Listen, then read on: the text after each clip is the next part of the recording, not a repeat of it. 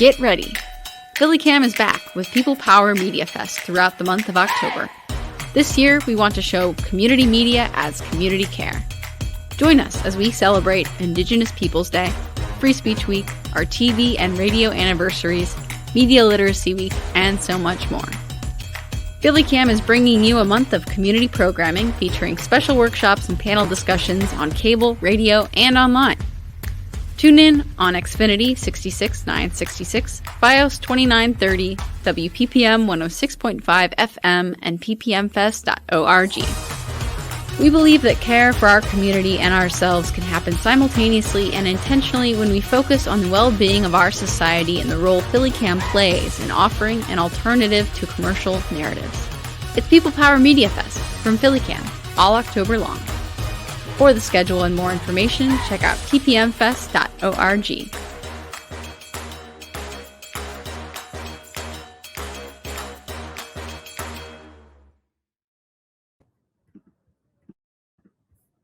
Okay, you are listening to a special edition of Hallmonder, which is part of PhillyCam's People Powered Media Fest, our annual month-long celebration of community media and our membership.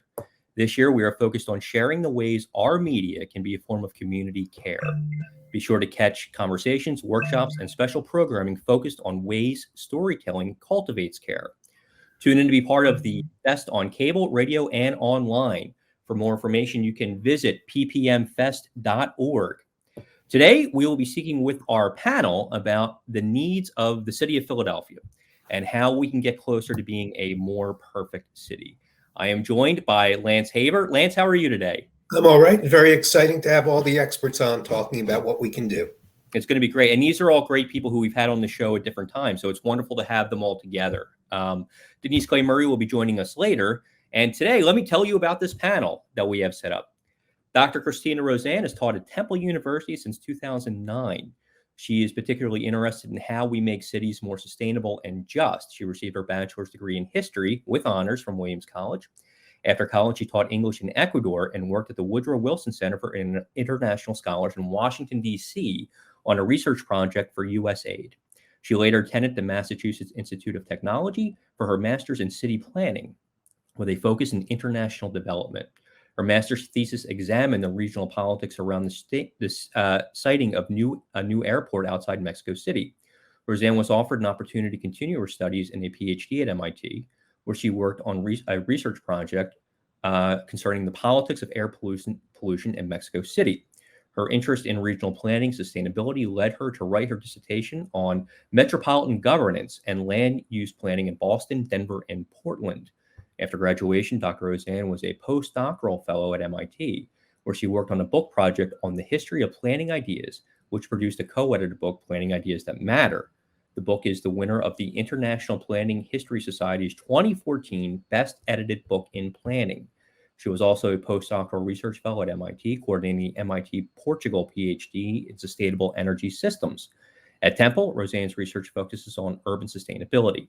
She's particularly interested in the politics of becoming a green city, something we're going to talk about here today. She was the co-PI on an EPA STAR research grant, Performance and Effectiveness of Urban Green Infrastructure, Maximizing Benefits at the Sub-Watershed Scale through Measurement, Modeling, and Community-Based Implementation. Roseanne is the author of Governing the Fragmented Metropolis, Planning for Regional Sustainability, and the co-author with Dr. Hamel Pearsall of Growing a Sustainable City, the Question of Urban Agriculture.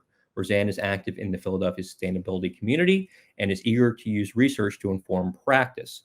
We're also joined today by Dr. Michael Sanchez, who studies representation and accountability through the lens of the U.S. state and local government. Recent research projects include the impact of the Affordable Care Act on political behavior, the causes and consequences of cities' use of fines and fees as a revenue source, and spatial voting and mayoral elections. He teaches courses in American politics and research methods. He received his PhD in political science from the Massachusetts Institute of Technology in 2014, and has previously served as a postdoctoral scholar at Vanderbilt University and an assistant professor at the University of Memphis. And Dr. Roseanne and Sanchez are both members of the Temple Public Policy Lab, who have been very gracious to us over the last few months and joined us many times. So we're very grateful to have both of you with us. We're also very pleased to be joined by Dr. Akira Rodriguez, whose research examines the politics of urban planning, or the ways that disenfranchised groups reappropriate their marginalized spaces in the city to gain access and sustain urban political power. Using an interdisciplinary and multiple method approach, her research engages scholarship in urban studies, political science, urban history, Black feminist studies, community development, urban policy, and critical geography using both qualitative and quantitative data methods. This research agenda is particularly relevant in these politically unstable times, where cities continue to marginalize underrepresented minority groups by limiting affordable housing options, continuing the funding and support of a militarized police force. Prior to her fellowship, Dr. Rodriguez taught in the planning department at Temple University and the political science department at Rutgers Newark. Dr. Rodriguez is currently working on her manuscript, Deviance in Divergent Spaces, The Radical Politics of Atlanta's Public Housing, which is under contract with the University of Georgia Press. The book explores how the politics of public housing and race in Atlanta created a politics of resistance within its public housing developments. This research offers an alternative benefits of public housing outside of shelter provision to challenge the overwhelming narrative of public housing as a dysfunctional relic of the welfare state. And we are pleased to welcome Dr. Megan Heckert, an associate professor in the Department of Geography and Planning at Westchester University. An urban geographer, she focuses on the use of geographic information systems and spatial analysis to explore urban social issues. She is interested in urban sustainability and neighborhood revitalization, with a particular focus on how sustainability initiatives contribute to urban revitalization efforts.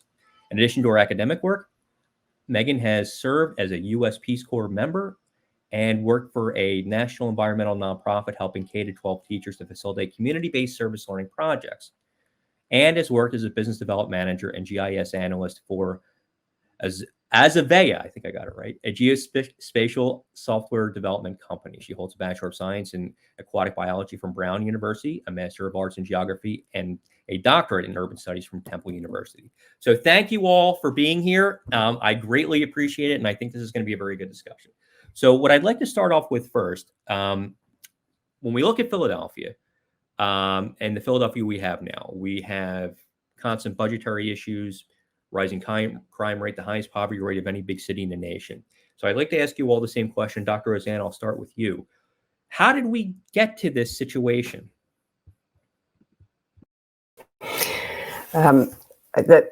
That's an enormous question, so I hope other people will help out. I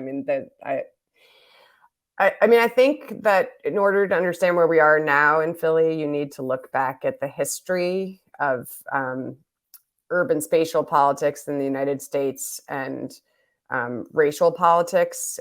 We are a city in a region that really has sort of ignored the city for many years when many white families left for the suburbs. There's actually a book that talks about Philadelphia as a hidden city, where Philadelphia, the suburban communities kind of abandoned the city, but left the city on life support so that they could use the benefits of the city. They could use the art museum or, go to shows and stuff.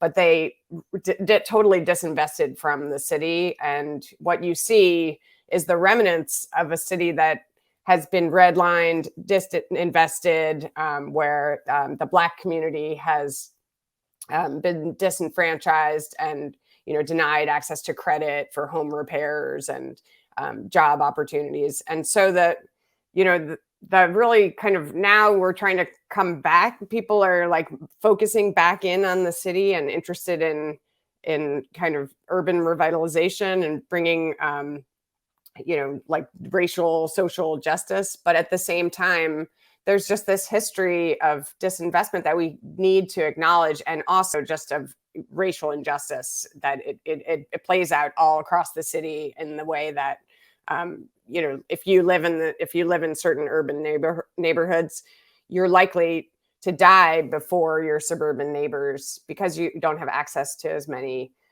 resources. And this is a long structural history that we have to acknowledge and deal with.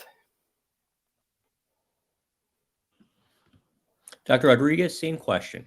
If Dr. Roseanne was very, very, she gave a great answer there, but if you have anything else to add. and Yeah, any of our no. doctors on the panel. Certainly, yeah, Tina really covered it in terms of sort of like the suburbanization and the hollowing out of cities, but also kind of the role of the federal government and devolution and sort of pushing down a lot of fiscal responsibility and administrative responsibility on states and eventually localities that were ill-equipped to handle it. So as wages stagnated, as we saw these like great global shifts in the economy, the federal government responded in kind by sort of pushing burdens and obligations and entitlements down to the state and local level, and states and localities that were unable to deal with their own population loss and sustain their primary source of funding through property tax revenues, had to make these decisions where they were literally like triaging areas of the city and cities very broadly across the US. So lots of forces sort of putting us in our current situation.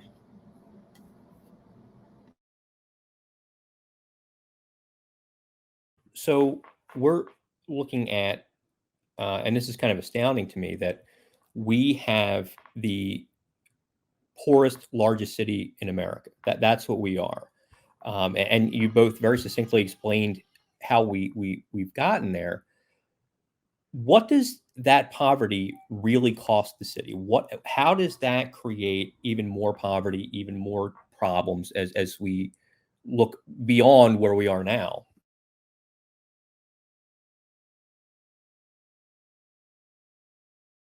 And anybody can take that.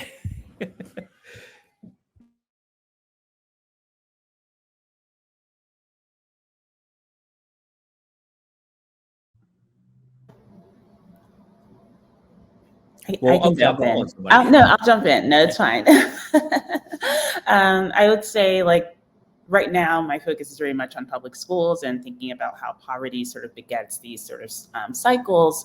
Certainly, if you have public goods and services, particularly public schools, that are meant to function as socioeconomic or engines of socioeconomic mobility, by sort of divesting from public goods and services like, the welfare state, public schools, public parks, art and civic institutions, you'll see that they don't provide those benefits. They don't act as those engines of socioeconomic mobility. So as you sort of see the starving of the city, this sort of leaning into austerity measures that disinvest from the welfare state or privatize those functions, you start to see that poverty becomes both entrenched and deeper in these areas.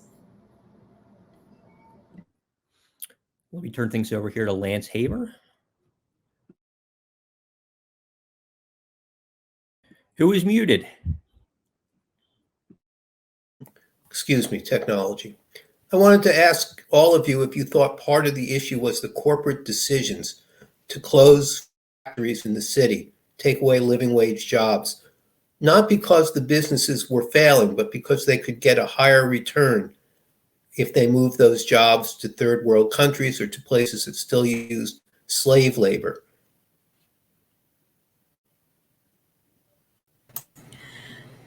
I would say certainly you can't discount that as a problem. And I would say it's not even just, moving jobs out of the country. It's moving jobs out of the city, right? One of the challenges of working is being able to physically get to work. And I was actually talking with students last night about a tweet that had gone out about, that it's possible to be too poor to work, right? That in order to get to work, you have to be able to pay for childcare potentially. And you also have to be able to physically get there. And if you're poor and you don't have access to a car and you're reliant on transit, well, then you can only work in places where transit is accessible, but also it might take you considerably longer to get to work on transit.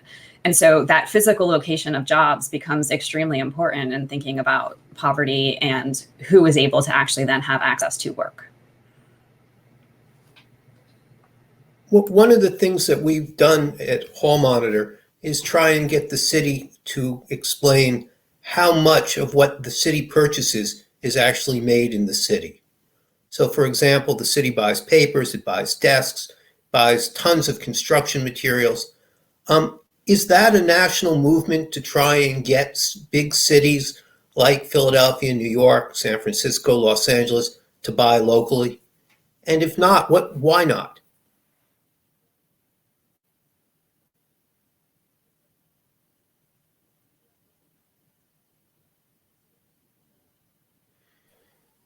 I mean, sorry, Michael, did you want to go? Oh, okay. I was going to say, I think that, the movement for local, particularly food and kind of localizing, building sustainable economies is about making sure your jobs are at home and they're good jobs, and what Megan's talking about making. It does look like Dr. Roseanne's having some internet issues there. So does anybody else want to jump in? I guess I would suggest that the idea of moving towards local in terms of food, as Tina started talking about, actually sort of grew in part out of issues around sustainability. And so I'm not personally super aware of the move for cities to buy local, but certainly there are both sort of environmental, but also regional economic and local economic reasons to do so. I think one of the challenges comes back to the austerity measures that were discussed earlier too, though, that if it's more expensive to buy local, and if the city is struggling financially, then that's sort of where the challenge comes in. And so while there's a lot of benefits to it, there are also occasionally pushback if it means spending more money. But this is an example of where the low bid brings down the entire economy. If you're a local business and you want to win a contract with the city, the best thing you can do is use prison labor or slave labor. And then the city ends up taking jobs away from people who need them, taking money out of the local economy. And it's really just this misguided idea that the lowest bid is the best bid for the city. We really ought to be moving to a net bid, where what we calculate is the cost to the city less what those jobs help the city with. And I think that part of it is how the business community has defined low bid, and that it creates this illusion that we should reward businesses for using prison labor. So there's prisons in the United States that will make park benches and then sell them back to the cities. And I think that those are the type of situations where we have to look a little bit broader at a bigger circle and say, what really is the cost of the product? The cost of the product is what it cost us ultimately, not the first time through. Well, sure. And I'm sure that if you looked at the history of when the lowest bid has been accepted, how often things actually stay at the cost that they initially bid, then things might not turn out, the analysis might not come out the same way either.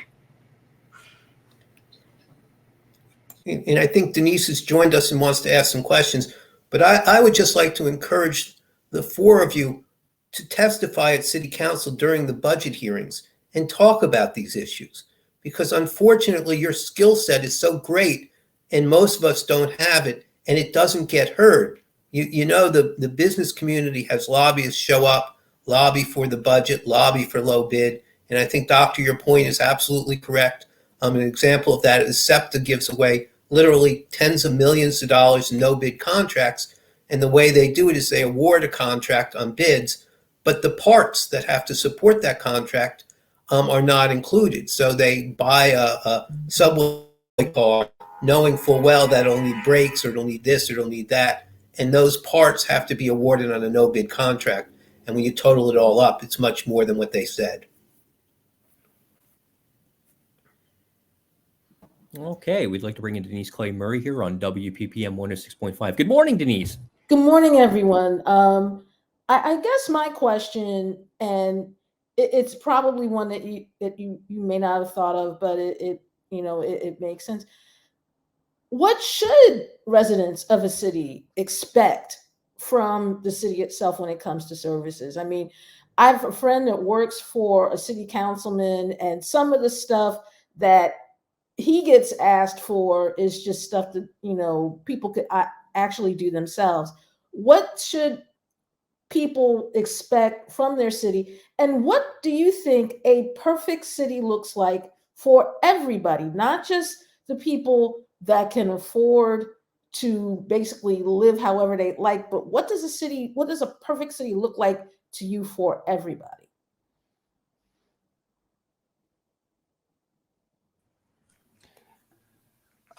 Sure.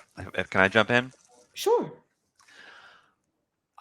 I'll punt on the perfect city question for now, maybe come back to it. But I think this idea of expectations is interesting. And I think, just in general in the US, we have expectations of local government being kind of the closest to the people, the most responsive. It has the biggest impact on our lives, and we trust it more than any other level of government.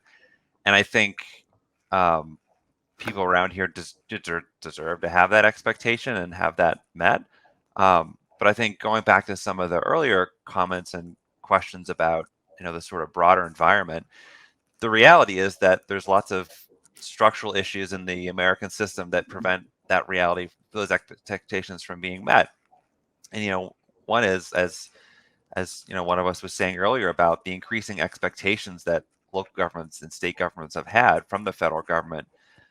But in the absence of, there's no sort of power that's given to meet those responsibilities, right? So local governments are very limited in what they can borrow and how much they can spend, and the revenue sources that they have, in ways that the federal government and the states, to some extent, are not limited. And so they're just one of the limits is just this big imbalance between the financial power that states and the national government have versus cities. And so there's this just utter dependence. That's always been true. And, in a place like Pennsylvania, in a political environment like today, it's even more of a problem given the mismatch between the interests of the state legislature and the interests locally. So, I think people should have high expectations of their city, and we certainly shouldn't give local officials a pass. But we also need to think about, the problems that the state and the federal officials are creating here as well. I would also add that there's a real regional component in Philadelphia. One thing that really always strikes me as just so unfair is if you live in Philadelphia, the idea that your life expectancy is a lot lower than people who live in the suburbs. That should be like really pressing on all of us, that we need to figure out how to equalize what is this region. So right now you have a region where, if you live in the suburbs, you have access to clean air and good schools, and you're not like constantly worried about illegal dumping and trash and, air pollution. And gun violence and, just so like, the stress of the city and what our urban residents are being asked to live through is really it's I think it's unconscionable in a lot of ways, and it deserves a national conversation. But it also means that like we need to ask something of our suburban neighborhoods for regional tax sharing. And, together with the climate crisis, we're not going to solve this as Philadelphia. We have air and watersheds. We're going to have to figure out how to solve this as a region. So we need much more regional leadership there. But really talking about equity, is it fair that if you live in Philadelphia, you die earlier and your kids don't get to go to schools with all these opportunities? Of course it's not. So how do we solve it?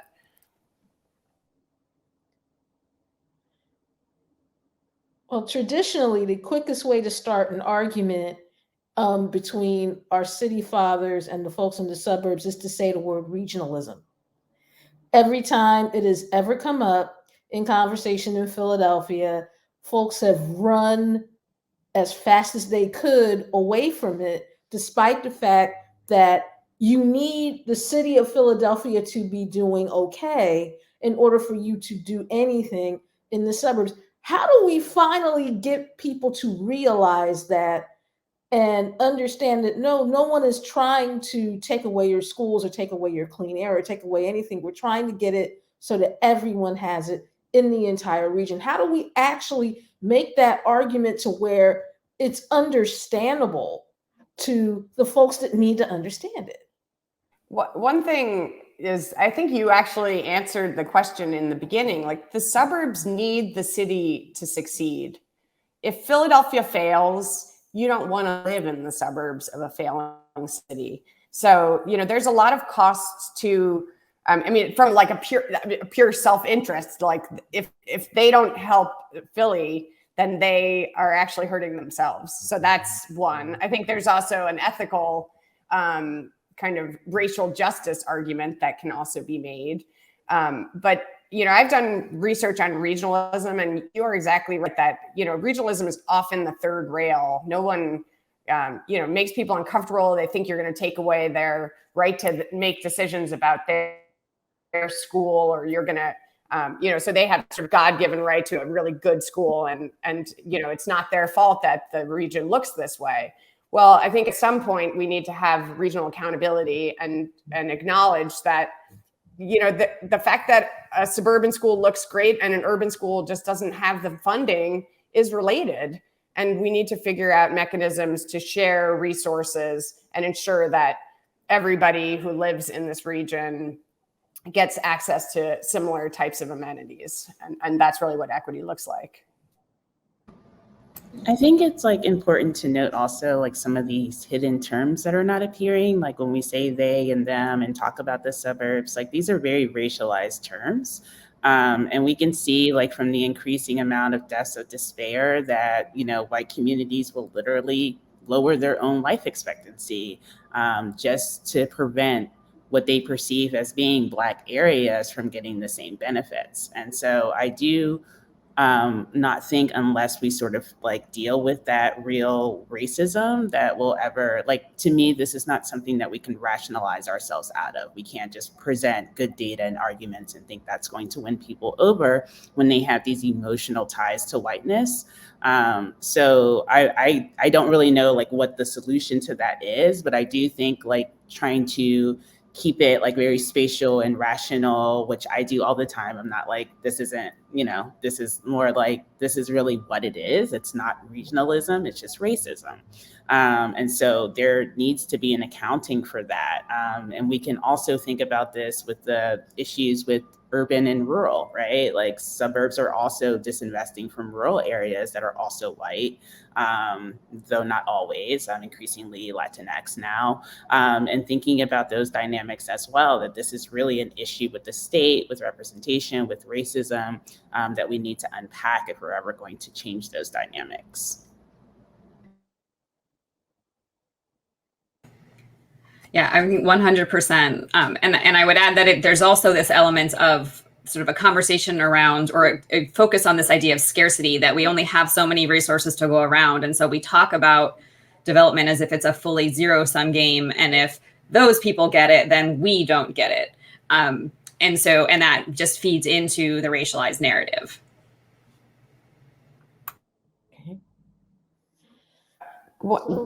Sorry, one thing just to add to that, Denise, is I also think, and we saw it this summer with sort of the movement of Black Lives Matter, we saw a lot of white people sort of kind of looking around and starting to say, oh, this is structural racism. So I think that is really important when, if you're in a suburban community and you kind of look around and you see they picked up the trash and your kid goes to a great school, and then you get in your car and you drive to downtown Philly and you see whole swaths of the city that do not look like your suburban neighborhood, as a white person, you need to question that. And there's a lot of kind of reconciliation that needs to go on, and reparations of, that this system, if you really care about Black Lives Matter, you have to work to undo this system. And so even as a suburban community, you're a part of this. And so I think Akira's call that, like, let's talk about racism is really important, because the regional, whenever you talk about, a lot of regions are happy to coordinate around water or maybe transportation. But anytime you get near education or affordable housing, it's like the third rail. And the reason is race. So, how do we get people to realize that, but this is back to Megan's point, that we're better together if we all work together.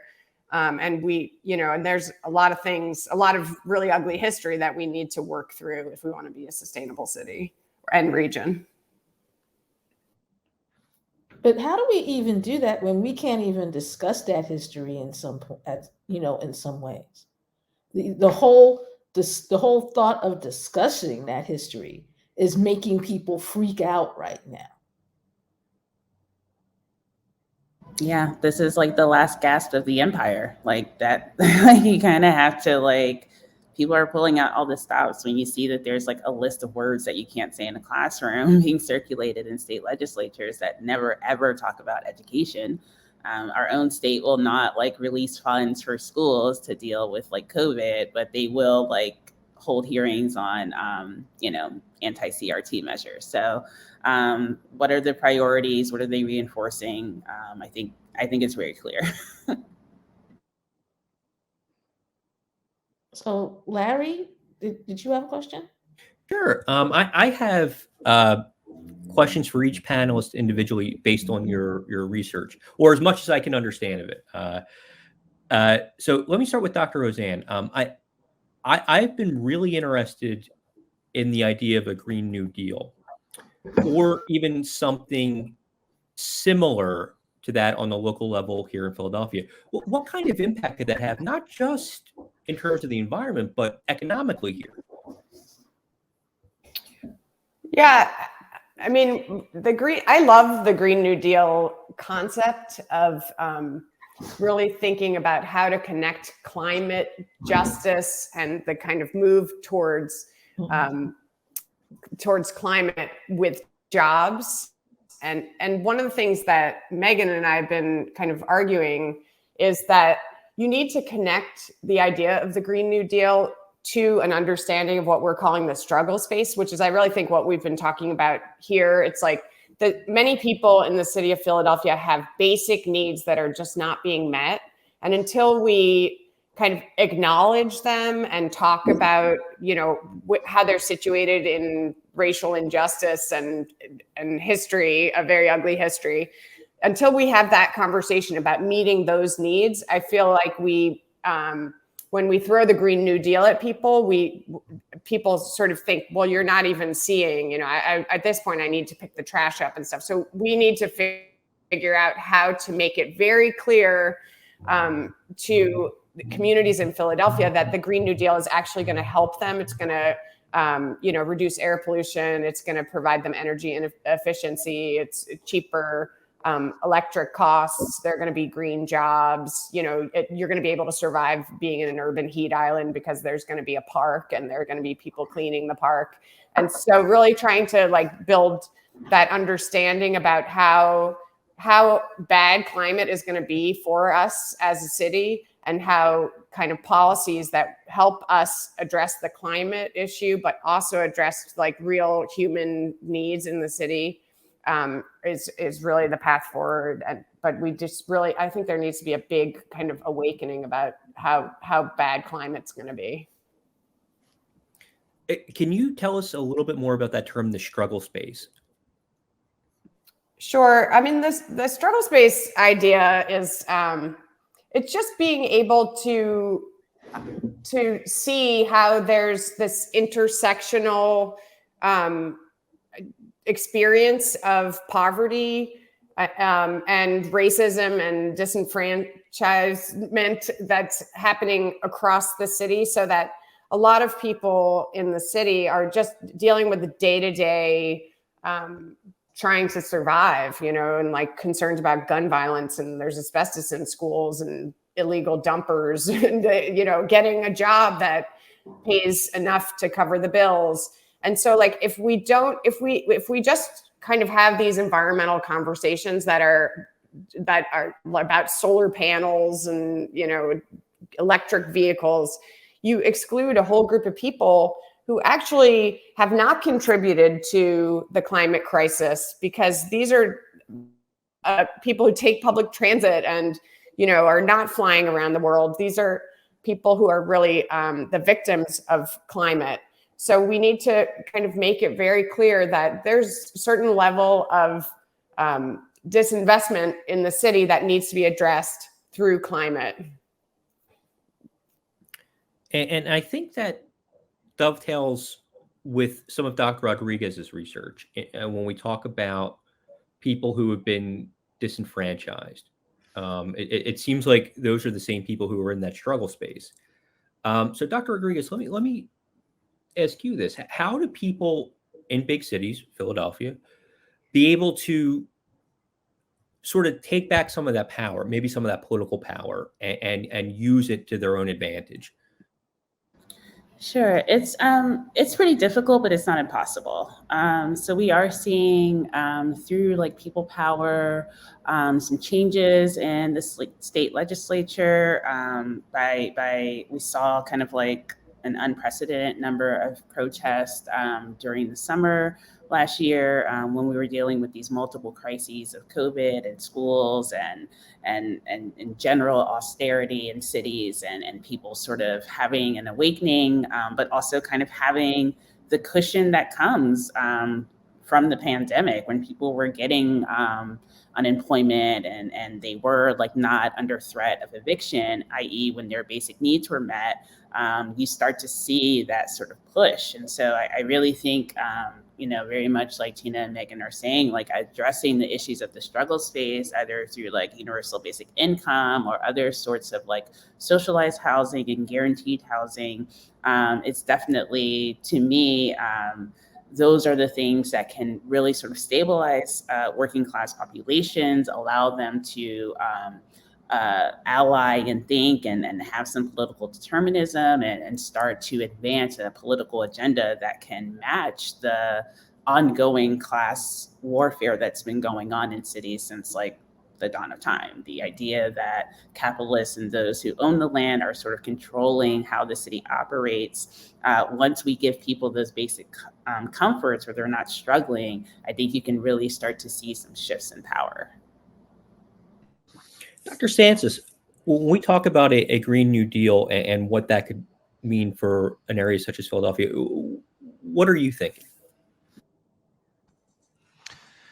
Sure. So, while I'm not an expert on environmental policy, I would give maybe some insights into the sort of legal process of how that might play out, and just to caution that, or just something to keep in mind, right, is that when we talk about a Green New Deal, federal action and sort of how that's implemented here, that's one thing. But, when we think about sort of locally generated policies, we have to keep in mind that, we have this Republican state legislature hanging over our head. And as has happened in a number of states, often cities will try to take action on climate change, but they'll be overruled by the state legislature. So, earlier I talked about the financial imbalance between cities and then state and national governments, but there's also this really big legal imbalance that really doesn't matter what state you're in.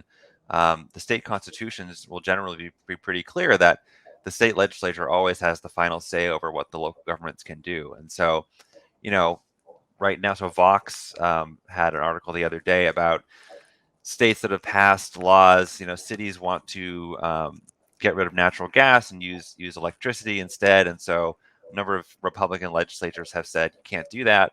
In Pennsylvania, there's a bill that's been introduced that hasn't been passed yet. But so again, that's just the broader constraints that cities face are real. And in this case, it's that what the types of policies that cities can do. The sort of the areas they can work in, that's limited for one. And then even within those areas, something like building codes that you think is obviously a local issue, if the state legislature wants to say you can't do that, they have the right constitutionally to do that. What would the solution be? I mean, one idea would be a state constitutional amendment that gives cities more power. And as you said, with the current composition of the state legislature, that would seem like a big reach. Anything out of Harrisburg that benefits Philadelphia is a big reach at this point. Lance, let me come to you. So I wanted to ask about specifically what the city can do. The city has PGW, the Philadelphia Gas Works, which is the largest municipally owned gas utility in the nation. We own the water department, and we have an energy authority, and we have control over zoning. So to try and focus, I recognize it's very hard to do anything in Harrisburg, and it's going to be increasingly hard to get anything done in Washington, D.C. But here in Philadelphia, we have a mayor who calls himself a progressive. We have a city council that calls itself progressive. What specifically can we do with what we own and what we control?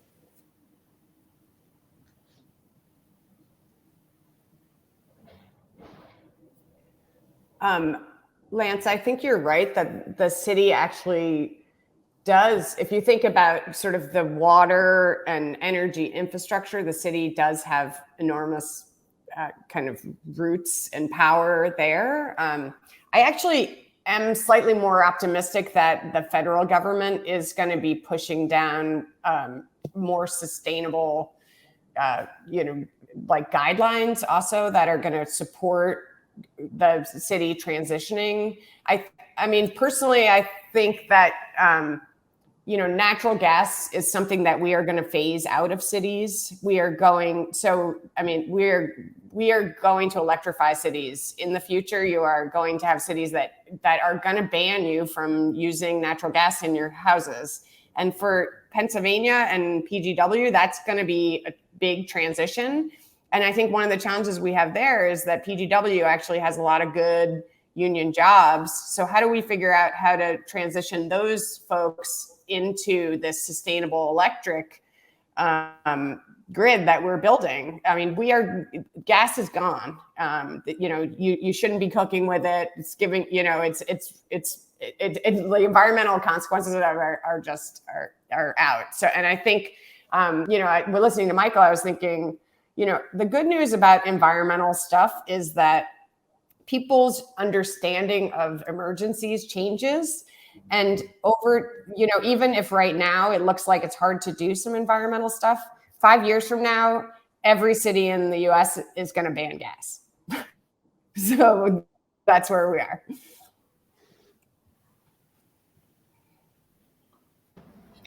Well, I'd like to push the other members of the panel. What do we do? Your analysis is obviously worthy. It's something that we should consider. But here we are. We're struggling. You've talked about the racial injustice of the environment. We control so much of our infrastructure, and yet we don't seem to know what to do about it. Can PGW use its position on the Delaware River for in-stream electrical generation? Can we recapture the dam by the Art Museum for in-stream electrical generation? Can the water department do what's done in Portland, Oregon, and put in-stream generation in their pipes so we can build the electric infrastructure you're talking about is necessary? We have an energy authority. Can we float a bond that would help people transition from gas heating to electric heating? And I'm assuming you mean heat pumps, but maybe you don't. Maybe there's some other technology. I'm guessing you don't mean resistance heat, because that is obviously a problem. And some people who don't have heat in their homes are switching to space heaters, which is that very expensive form.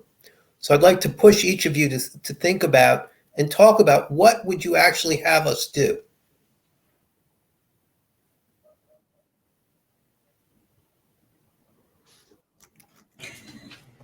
So, I mean, I'll admit that utilities are not, and energy in particular is not my area of expertise. So all of those ideas sound really interesting, and I wish that I knew more about them to speak specifically to them.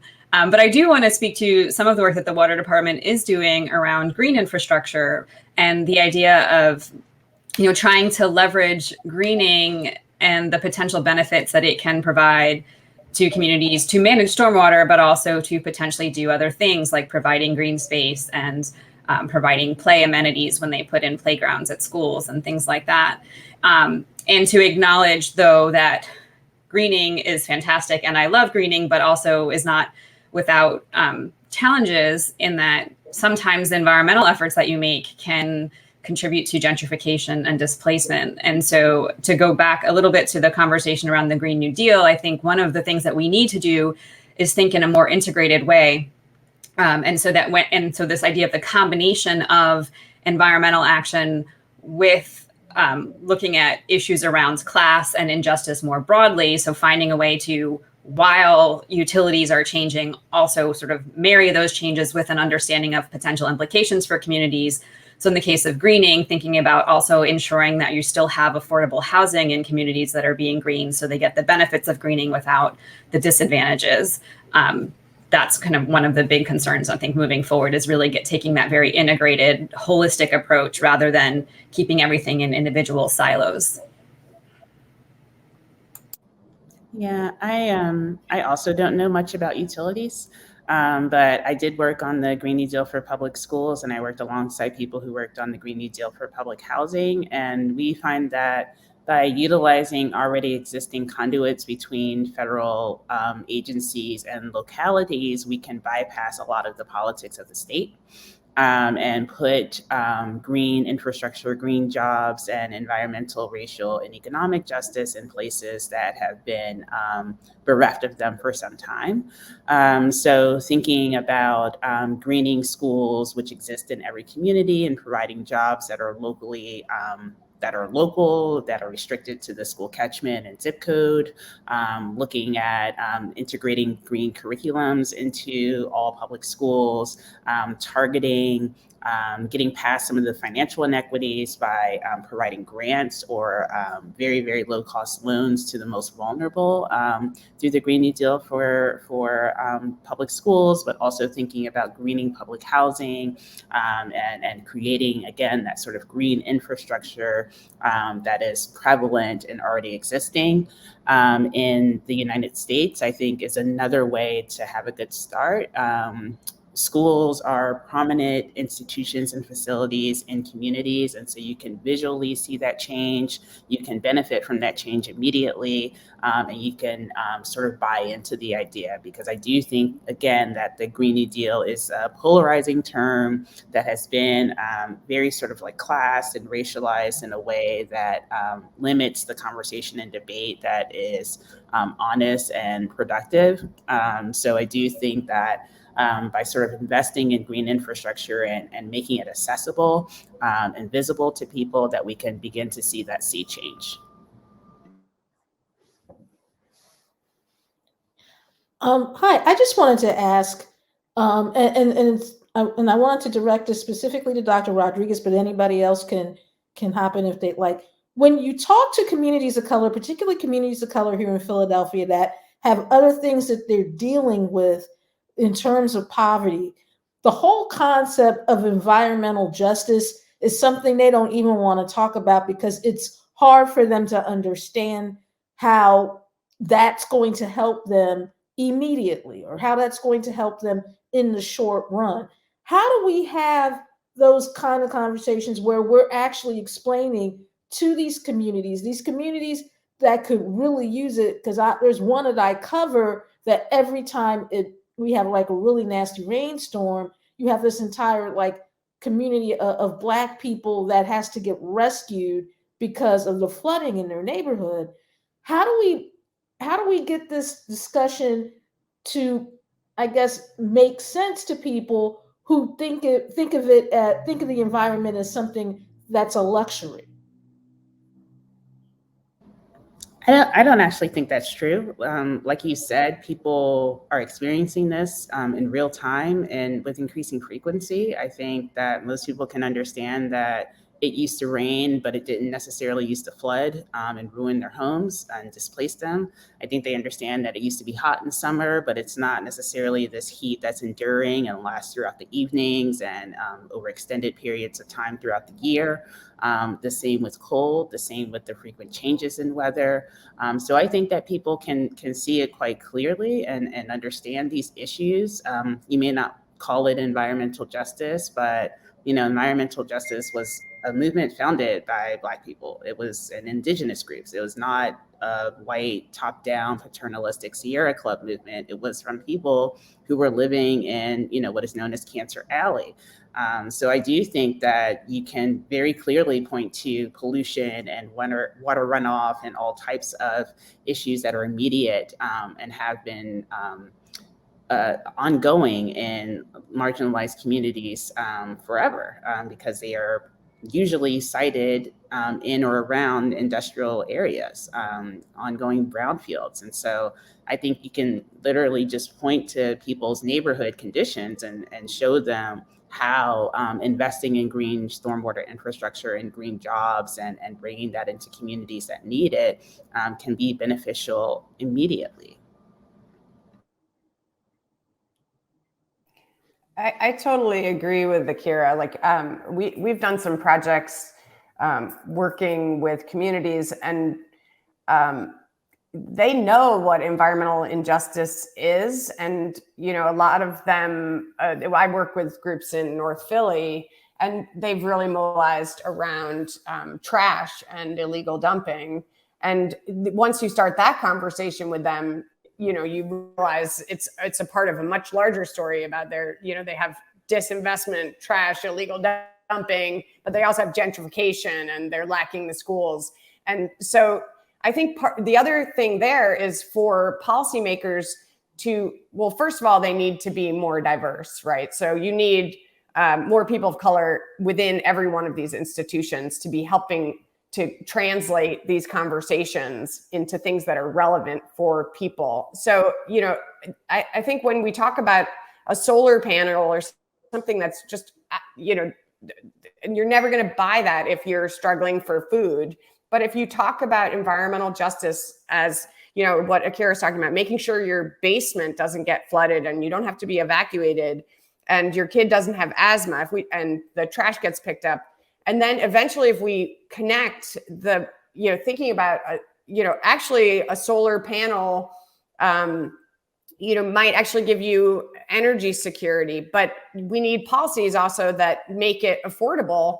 So here with like the solar rooftops, maybe we should be thinking also about low cost home repairs for, I mean, many low income people actually own their homes in Philadelphia, but it's very hard to get capital to make home repairs and make these improvements. So really trying to use the Green New Deal and kind of build these linkages between the future and the present, I think is a really critical endeavor that we need, but we need to kind of have these conversations. And so I totally agree with Akira that it's like, we know environmental justice is a problem, and you know, but policymakers need to like move that up to a much higher level in terms of action. Yeah, and I would just add the one other thing, which Tina sort of mentioned a little bit, which is the very real fear of gentrification, though, right? That there's often a concern that, oh, you're bringing in all these great things, you know, trying to address the environment in our community, but is that for us, or is that so that other people can come in and raise our property values and we end up having to leave once things are nicer? And so I think there is that very real need to, when working on environmental issues, try to make sure that that gets sort of done together with, and sort of clearly gets married with, you know, trying to make sure that people are able to stay in those communities as they improve, and that it's not just changing the nature of the community, not just in terms of the environment, but also the people who are there. Right, because, and what you're saying about gentrification is very true, because I have friends that live in some of these neighborhoods, and the minute that a coffee shop, which is totally innocuous, the minute that a coffee shop gets brought into the neighborhood, everybody freaks out because they think that that coffee shop is going to lead to gentrification and it's going to kick them out, when it's not designed to do that necessarily. It's just a coffee shop, but it's become a metaphor. The coffee shop has become a metaphor for gentrification in the city of Philadelphia. I know I've always had to move out of neighborhoods I've lived in when I've seen coffee shops and lots of people with dogs. I know that the prices of the rent are going to go up, and I'm probably not going to be able to afford it. So, you know, when you say that, you're absolutely right. We have to somehow make it so the coffee shops and the people walking dogs and the environmental justice is for everybody, and not just for attracting people who may not really have a respect for the people who already live there. We already see that some in some of the areas, some of the neighborhoods here in Philadelphia. I'm thinking specifically of Point Breed, because they've had, you know, and I still remember reading this in the Philadelphia Inquirer, that this quote that this person from Point Breed said that they would rather have the corner boys selling drugs in the neighborhood than have that coffee shop because of what the coffee shop meant to them. Right. And if you think about some of the policies in Philadelphia right now, they actually support gentrification. In particular, I'm talking about the 10-year property tax abatement, which, makes it easier for wealthier people to move into communities while making it harder for existing residents to stay as their property values go up and their property taxes go up, but the taxes don't go up for the newcomers. Yeah, and I'm sorry, go ahead.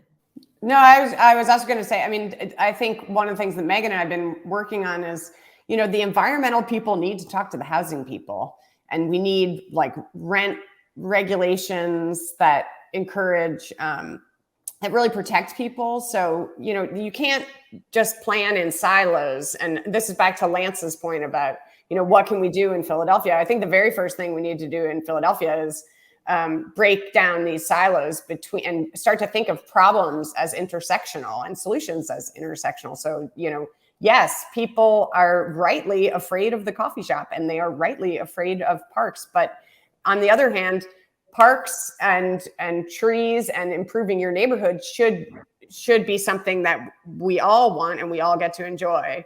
And so we need to figure out how to anchor people in their communities through home ownership opportunities, rent control, access to better jobs that, prevent this perception that it's like either I keep the old situation or I get kicked out.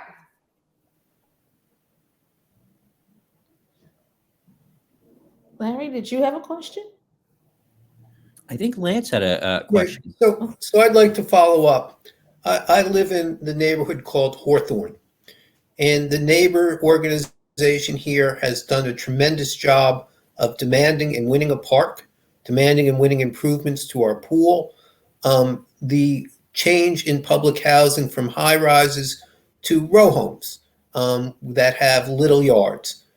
The problem that our neighborhood faces is because the neighbors have done such a great job of improving the quality of life that other people want to move in. And it's not just the 10-year tax abatement that's a problem for us.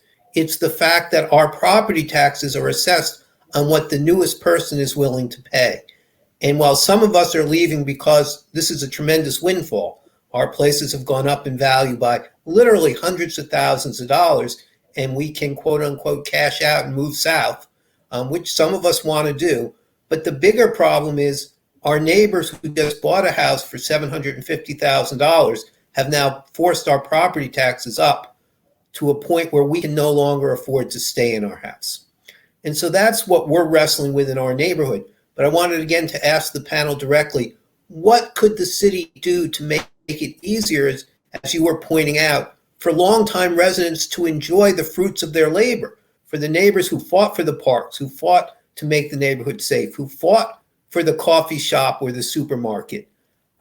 What is it that the city could do to reward people who have improved their neighborhood as opposed to punish us and force us out? Sure. So actually, I think this kind of relates to one of your earlier questions about what can the city do? I mean, just to go back to that briefly, because you brought up the property tax. And so, we have a $5 billion, $6 billion budget in the city, and a big chunk of that comes from property taxes, but also a big chunk comes from income taxes. We could probably get more from the property tax system because there's a widespread problem of underassessment on average.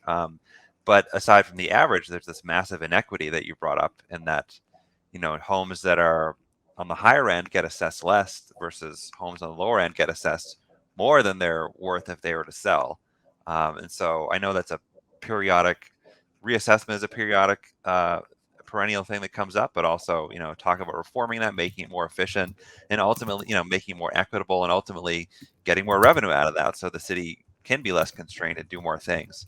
But to deal with the inequities, aside from, totally reforming the assessment system, the city obviously has the power to give out different types of abatements. They choose to do it for, for these new properties in certain areas for 10-year abatements. Other communities around the country have done things for seniors, for other types of groups. And so, the city has the discretion to to make sort of exceptions to property taxes where they want to do that. So, you could imagine a situation where they do something for people who have been in the neighborhood for a longer time. I don't think there's any prohibition on doing that.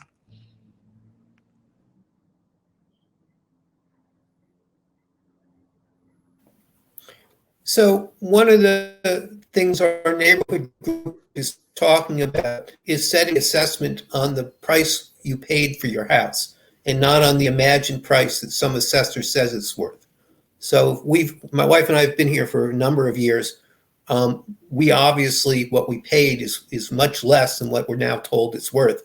But we think it's worth what we paid for it and not what some faceless, nameless person decides. And so I'm wondering whether that type of restructuring of the assessments, in your professional opinions, would be helpful or what problems it would create.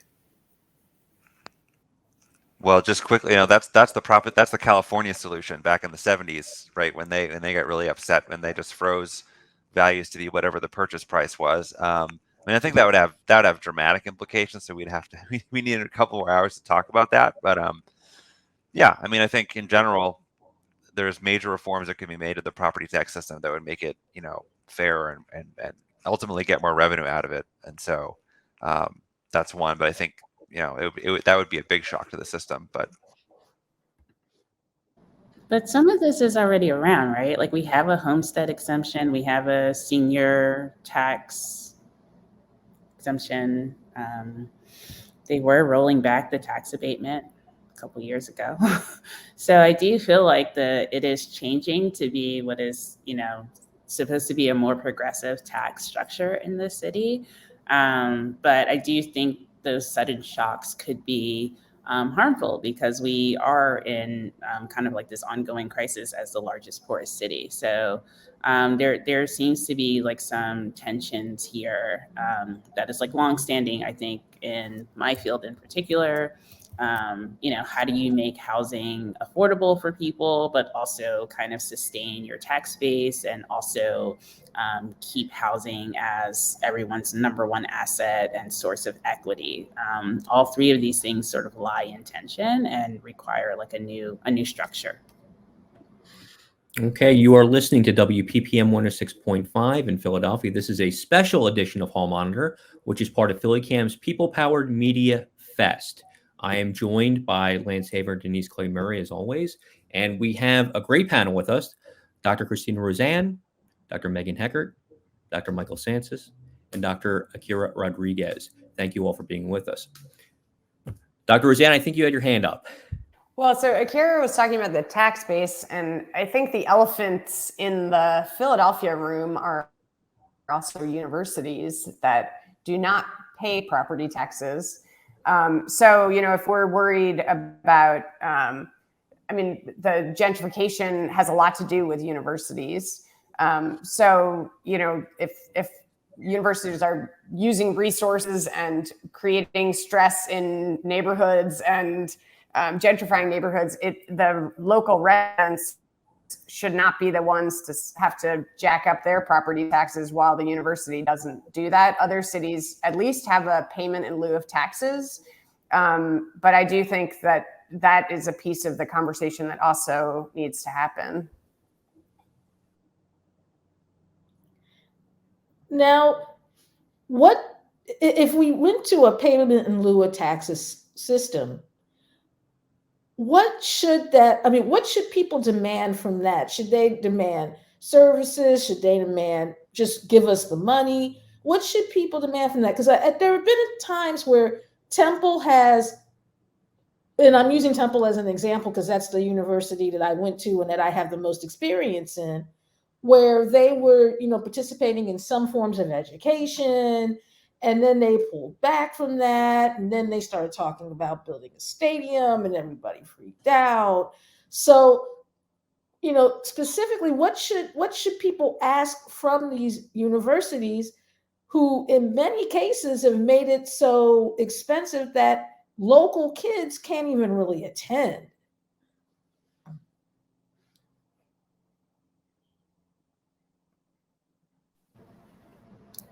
I think there's any number of things that people can ask for, but they need to ask for like the bill in full. So if you're going to make a payment in lieu of taxes, you can't like just pick a number and do what you're going to do, like $100 million to schools and say what that's going to go towards. You need to pay your property tax bill as it would have been had you calculated the full value of your property and then, applied the proper millage rate. So that to me should be what people always demand. And they should not take services. Those are not the same because they usually use grad students and those who are least disenfranchised to actually deploy and implement those services. So it's like a double bind, and it's a publicity gain for these institutions to do things like pay pilots. And so they like to control that narrative for sure. But I think, again, by putting this on people, but also like politicians to like call them out. These are elected officials who should be trying to protect their own coffers, and they don't do that. And so the jobs are not that great, right? The economies that are stimulated because of these universities are not great, and they're not going to go anywhere. They can't leave. So I can't like really picture like why this is not like a leading call in the largest Florida city.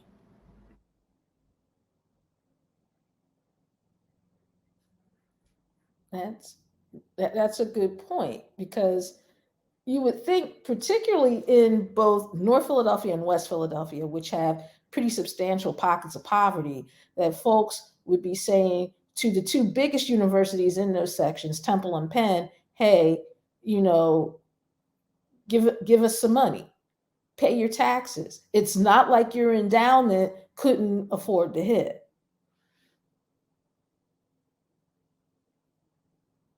I mean, I think there's, and this is sort of back to Lance's earlier question about like, what can we do in the city? But I think that given what we know about the climate challenges coming forward and kind of the scale of challenge, I don't know exactly what to say, but I would argue that we're in an emergency and that like everything gets on the table. So like universities, yeah, sure, you didn't pay taxes and you got to do whatever you did before, but like, hey guys, we saw with COVID, that things change, and we've seen with Black Lives Matter, everyone's made these commitments.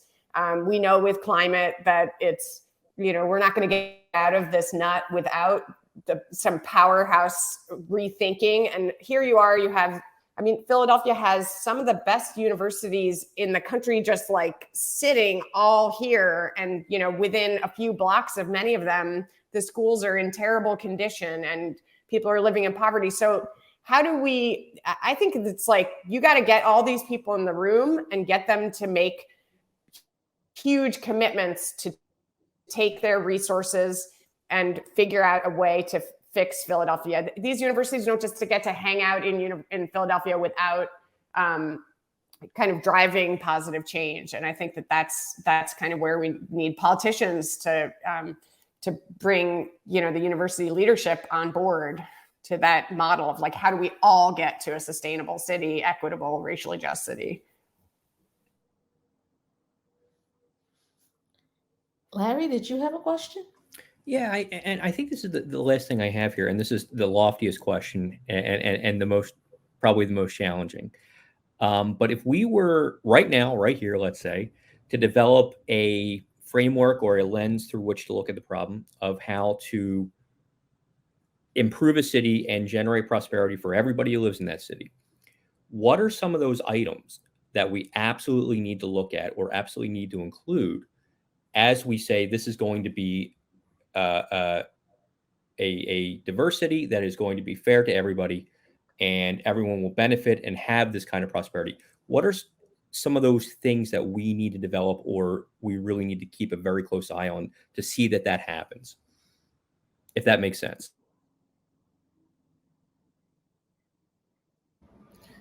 I'll start so that I don't have to finish. I think certainly thinking of people who face the most injustice in the city. So those who are like returning citizens, those who come from different countries, those who live with disabilities, all of these groups and the intersections of those groups have the toughest time in our city. They face the greatest risk of homelessness. They are more likely to be incarcerated, more likely to be unemployed, and face like systemic poverty. And so thinking about how to make the city just for them, healthy for them, equitable for them, I think is sort of where we start. So often we are focused on the middle class, and this middle class is disappearing. It's kind of a fiction.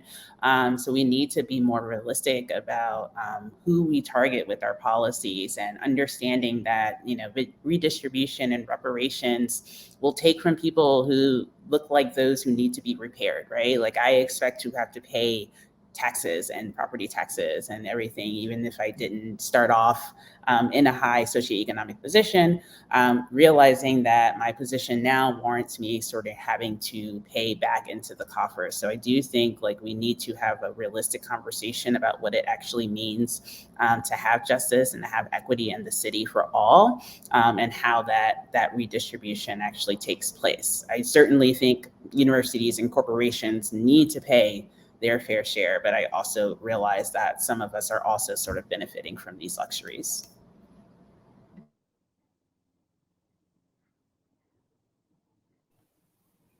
To me, I think there's like a moment of real like reimagining and conversations that need to happen. So, you know, I use in my research this idea of like, if it were a sustainable, equitable city, what would it look like? And you can come up with criteria, and Larry, you already mentioned a few of them, like, you know, it's diverse. Another criteria would be like, you know, I want to make sure that everybody in the region has a similar life expectancy. So that would be, you know, kids get to all go to schools that, you know, we have all these school ranking systems. I want to make sure they're all 9s and 10s. Like, I mean, you should be able to live in a home that's energy efficient and doesn't have mold in it. And there should be public transportation options that are not polluting, that, you know, so I think like we know what goes into a sustainable city and a sustainable region. And we need to have those conversations about that, where people demand that outcome. Then we need to work back and figure out why we haven't gotten there. And we need to remake the political and institutional arrangements and financial arrangements that drive us there. But I do think it's, you know, this is a city where we need bigger, better conversations. And like, you need to have the space to say, okay, we're not happy with this. The city is unjust, and we're not like moving forward. We don't want this path anymore. So we're going to have to restructure things and to be more imaginative about a better place. Yeah, and I think that while we're being more imaginative about what the city looks like, we also have to be more imaginative about the sort of structure of how things get done. That, you know, we have, Tina and I have both sort of used the word silos a number of times in terms of, you know, all of the city departments and agencies, they have their very kind of narrow idea of what they're supposed to do. And what we really need to think about is all of the linkages between them, and have a lot more sort of working together and recognizing that each of these problems actually is a housing problem, is a water problem, is a general utilities problem, is a property tax problem, that all of those conversations kind of need to be understood in their relationship to each other, as opposed to as individual problems.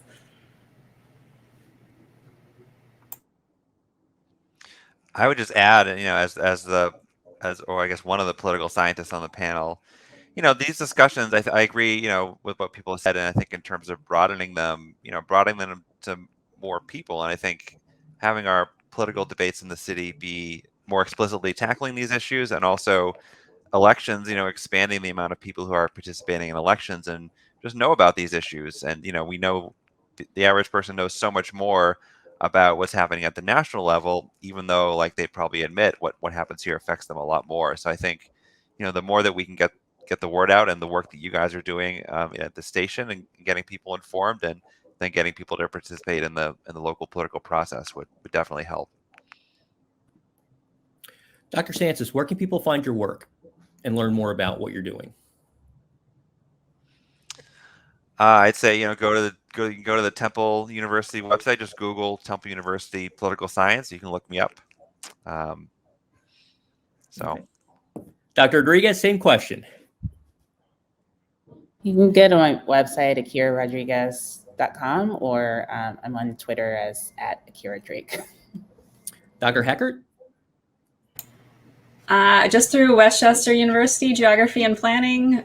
Still working on developing more of a web presence. Sorry. When it's ready, come back and tell us about it. We'll make sure people know about it. Dr. Roseanne? Same thing, Christina Roseanne at Geography and Urban Studies at Temple. Okay. Well, I would like to thank you all for being with us. I would also like to thank my co-hosts Lance Haver and Denise-Clay Murray. I'd like to thank Allison Durham for doing everything behind the scenes. Dr. Christina Roseanne, Dr. Megan Heckert, Dr. Akira Rodriguez, and Dr. Michael Sanchez. Thank you all so much for being with us. This is great. Thank you. And I think this is the kind of thing that hopefully gets more conversations started down the road. So thank you so much for being with us. Thank you, for doctors. inviting us.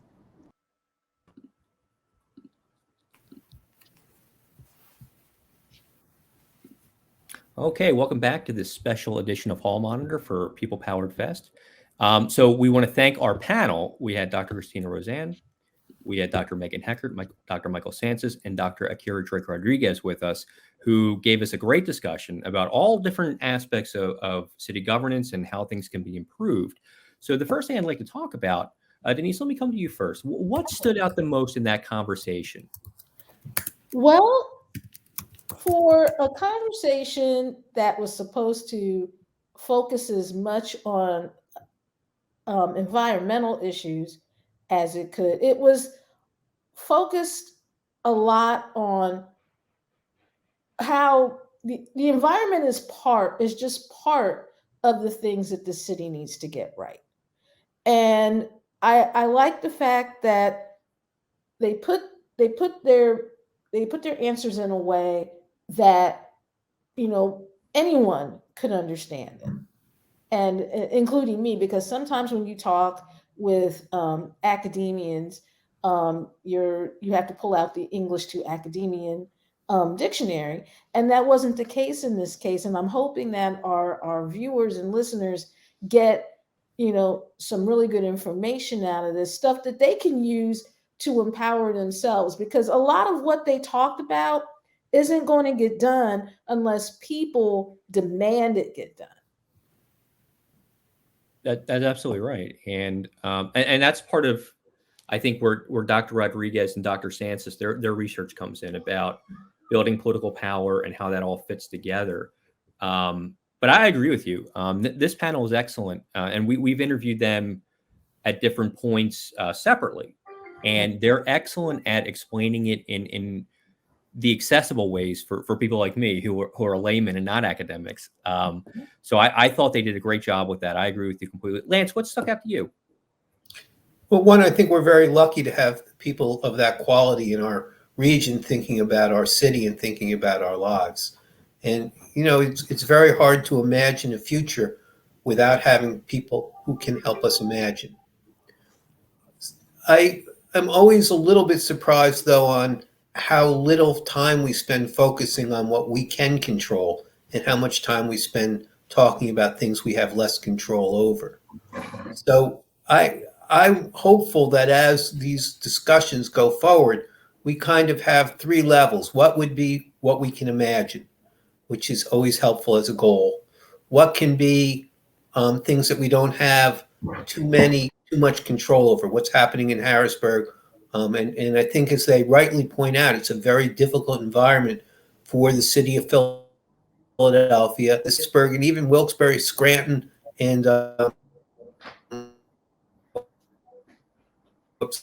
sometimes they can't get those resources right now. And third, what we have direct control over, and that is we have direct control over our zoning laws, we have direct control over our tax structure, we have direct control over our gas utility, our water utility, we have an energy authority that we have direct control over. We have purchasing power. If you look at how much money the top 10 cities spend, it becomes billions of dollars in purchasing power. And what we have seen from the African American community at various times is efforts to leverage the spending power of people of color to support African American owned businesses. But we have yet to see a city or cities banding together to say, let's use our collective buying power to bring jobs back to the city.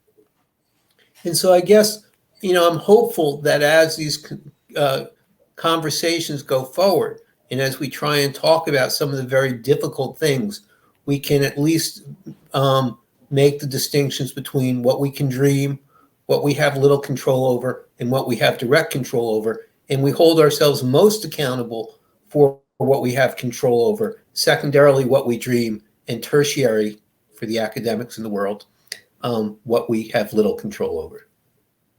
And I think you said something really important there, Lance. One of the questions we had been asking guests on the show, local city council members, any politician who came on, we're coming out of the pandemic. And how can we reimagine how we do things? Because this is a catalyst event, I think. And it's not just the federal funds that are coming that help remediate all the issues we had over the last couple of years. But it's an idea to look at different things and say, well, we knew we had problems.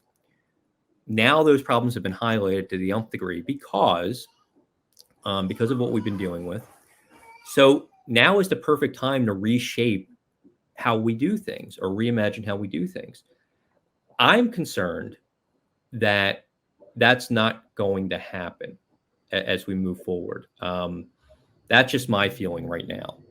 Well, and it's a legitimate feeling because I've always made the joke that the coat of arms of Philadelphia should have a line on it that says, that's the way we've always done it.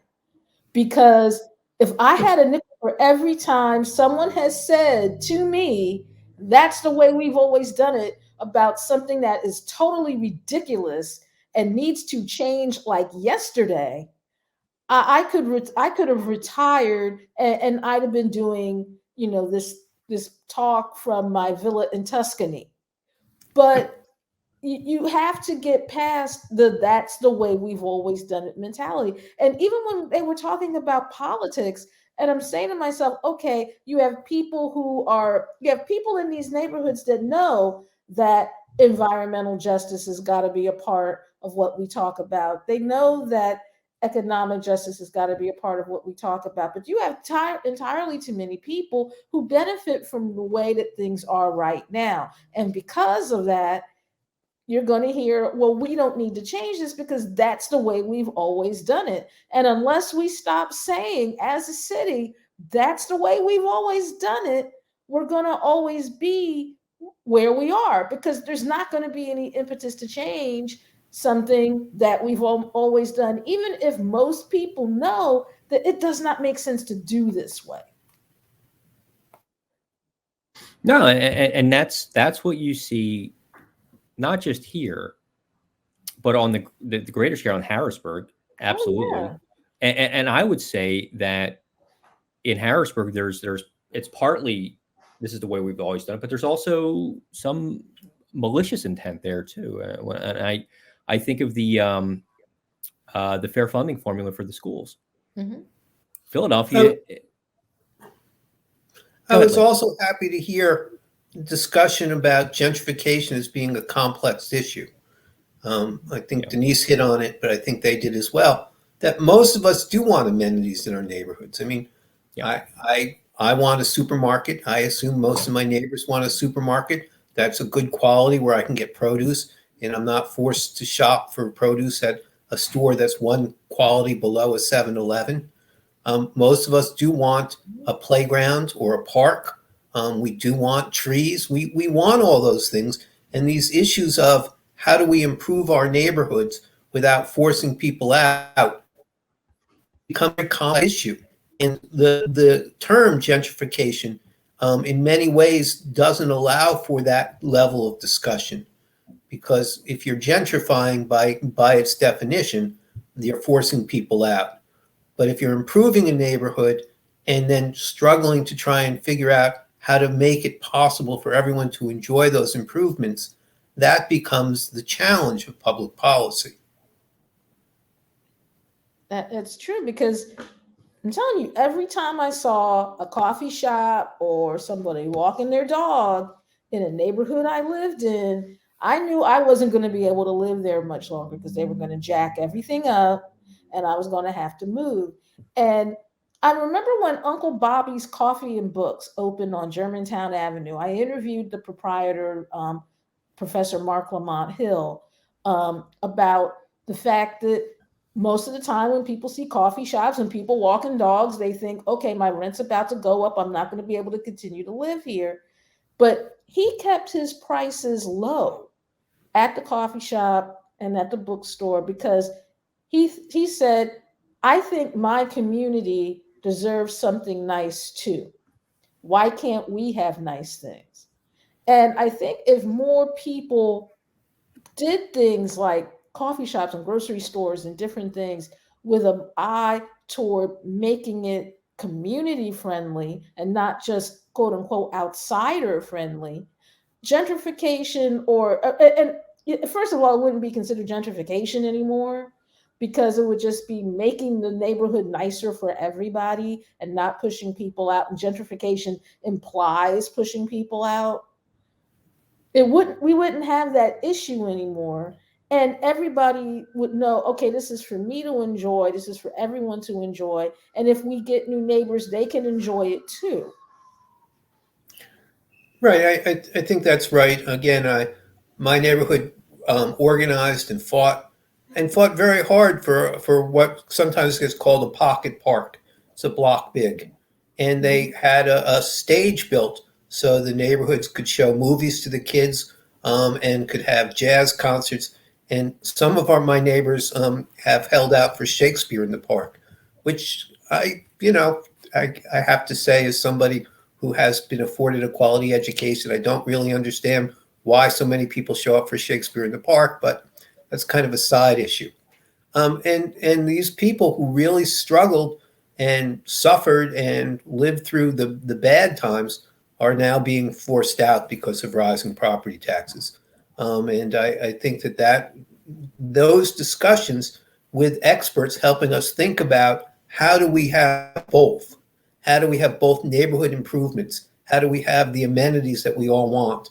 I honestly don't know anyone who says, I'd like to live in a neighborhood where there are lots of shootings, lots of drug dealings, no supermarket, no dry cleaners. It's not safe to park my car, and it's not safe for people to visit me, and my place is broken into once a month. I don't know anyone who looks for a neighborhood with those qualities. If we all agree that there are certain things that we all want, we have to figure out what public policies we can put in place that don't punish people for starting to achieve that. And I think one of the questions Denise asked really sort of got to what we're talking about here. What should citizens expect from the city in terms of services? What should the city really be doing? And I liked what they talked about. I thought that their answer to that question made sense. But that is one of the big questions, and it's not just what should we be getting, but what are we willing to pay for, and how much are we willing to pay for it? What did you think about that part of the discussion? Well, I thought that what they said made sense, but you also have this perception on the part of citizens, like the citizens that have been here for a long time don't really expect much from the city. The citizens that are moving in, that have moved in from other places, expect a lot from the city. And I've always felt that the people who have lived here a long time should expect more. Like when we talk about illegal dumping and trash, they should expect, that every section of the city that calls with that problem gets it dealt with, not just some sections, because you have a certain class of people, or people who are in nicer homes or whatever. I would like to see as much attention paid to trash in North Philadelphia, the non-Temple area, the non-LaSalle area of North Philadelphia, as it is in the areas near those two places. Because the areas near those two places are relatively clean. However, if you go out 3 or 4 blocks on either side of those places, you see everything from old tires to bags of baby diapers. So, I would like to see the city treat the entire city like it counts, not just the type, not just the parts that it finds most important. And because Lance made a really good point. Nobody wants to come, nobody wants to have a place that you can't invite people over, or you can't park your car. No one wants those places, but there's this perception on the part of our, I guess, our community leaders, or our legislative leaders, that because no one's complaining, that maybe they do want this stuff. And I shouldn't have to complain to you for you to understand that I don't like having a place where I can't sit in my windowsill and watch the world go by because I might get shot. I need for you to give my neighborhood and the people around me the same kind of attention and love as you give everybody else. And the balancing act is, how do we do that without forcing property values up so high that people get displaced? And I don't think there's enough discussion about that. My neighborhood where I live is across Broad Street from Point Breeze neighborhood. And I think it becomes a very difficult question. If we say we want amenities and we want quality of life, that shouldn't be the choice. Either we can live here or we can have nice things. The choice should be, we can have nice things and live here by asking our government to do X, Y, and Z. And I'm hoping that as the geography professors and the people who have these skill sets to dream about a future and to talk about a future can kind of focus on those type of more granular issues than the bigger issues. I'm also hoping that as we talk about, as a number of the professors talked about, that we have to break down the stovepiping, meaning that we have to have people have discussions who have different issues with each other or different primary issues, that we can figure out how to use language to our advantage. So, for example, as one of the professors was talking about, the suburban schools being superior in many ways to the city schools. And I think that's obvious when you look at what the structure of the school buildings are, that we clearly, what we are saying is we want our kids, and meaning the kids of the Philadelphia School District, to have schools that are as good as Lower Merion School. Not that we want Lower Merion School, asbestos-filled, trash-strewn schools. And I think that becomes a really important part of how we talk about things, whether we can get support from other parts of the region.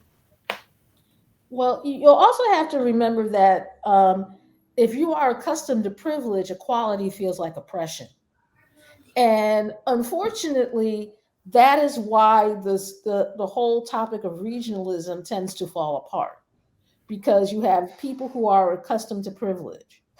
And the whole thought of having to have any kind of equality with the city or with people who look like they could live in the city is just a foreign concept to them. It feels like you're asking for too much.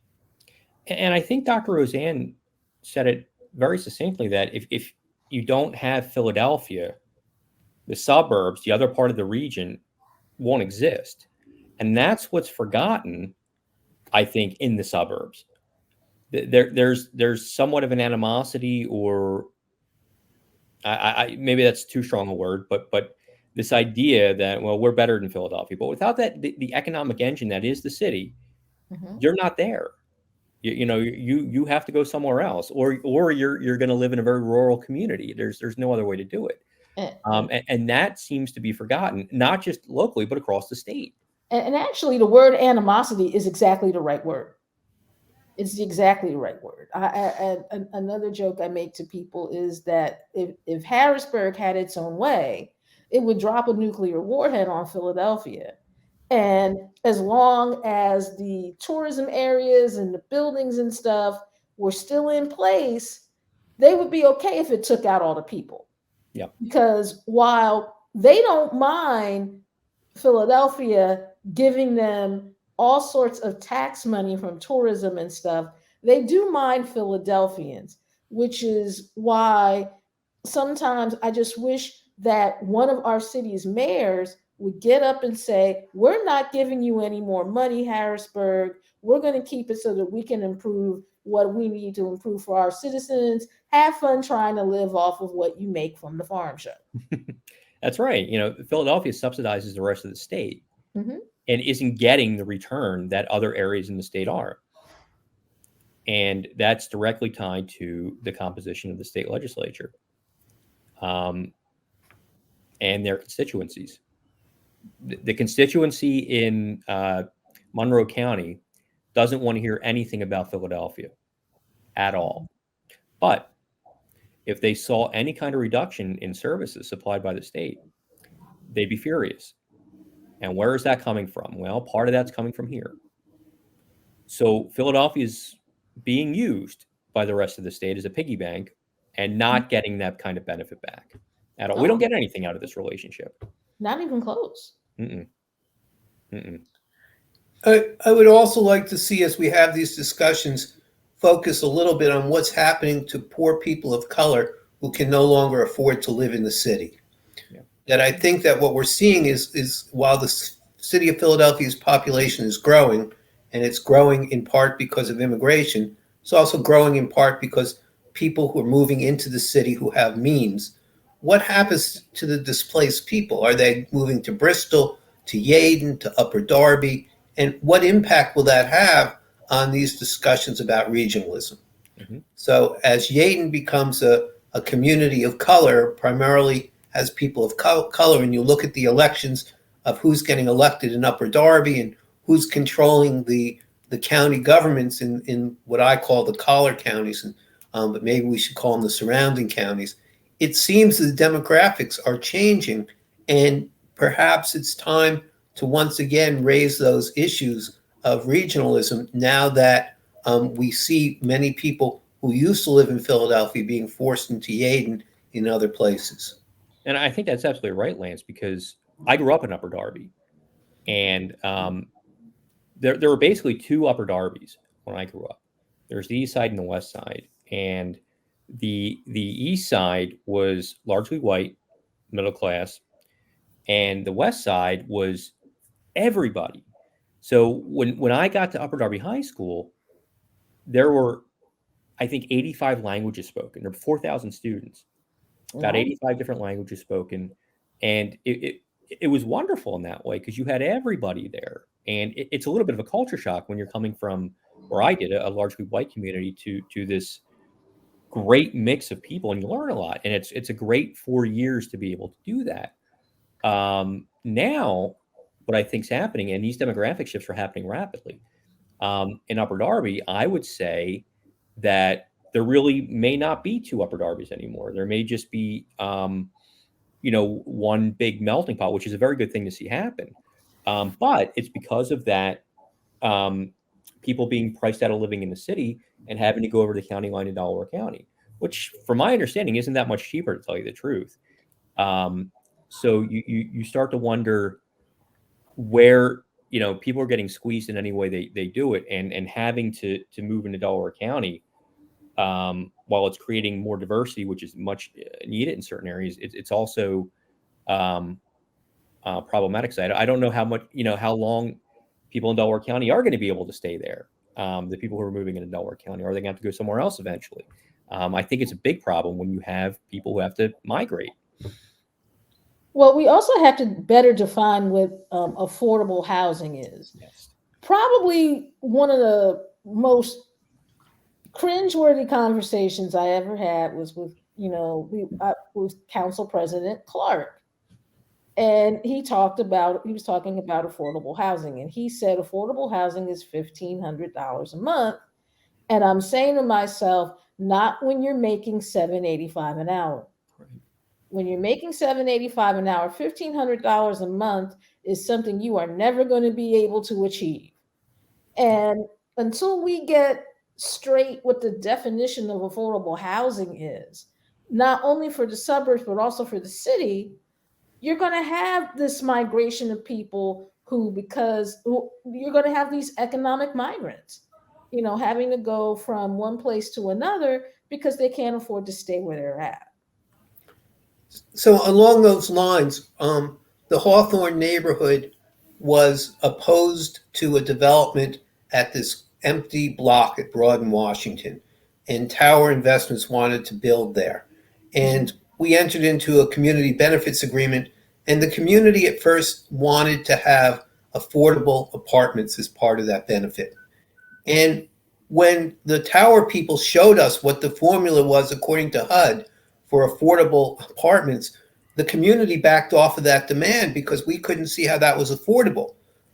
We didn't come up with the figure that the council president came up with, but we were looking at a one-bedroom apartment for $1,150 as quote-unquote affordable according to the HUD guidelines at 150% of poverty. And we just didn't think that was affordable for our people. And so we stopped demanding that and moved on to other things, including demanding, which the Tower people graciously agreed to, help fighting increase in assessments. So I do think that there's two parts to the conversation about affordable housing. One, the first part is, what is affordable? The second part is, why doesn't everyone make enough to live in it? Why do we subsidize the businesses that are paying $8 and $9 an hour by having affordable housing with tax dollars? Why don't we just force those businesses to pay at least $15 an hour so that we don't have to take tax dollars from middle-class people, and that's basically who's paying taxes these days, and poor people who are basically paying taxes through sales tax. The wealthy pay very little in the way of real taxes. So what we're taking is taxes from the poor and taxes from the middle class to actually subsidize the businesses that aren't paying a living wage by having quote-unquote affordable housing. So I think those are two parts of the conversation. As Denise says, $1,500 just isn't affordable for most people who are making $9 or $10 an hour. No. And second is to raise the question of, does affordable housing subsidize the lifts, the low-cost employers, the gig economy? Is that really what's going on? And if that's the case, why do we want to do that? Why do we want to support businesses that don't pay a living wage? Well, right. And just to take it a step further, when we talk about corporate welfare, it's exactly what you said. When these companies pay $8 or $9 an hour, it's not just housing, but it's healthcare, food stamps, every other form of social service is being paid for by middle-class people, so that these big companies can keep their wages low and have a better return at the end of the quarter for their shareholders.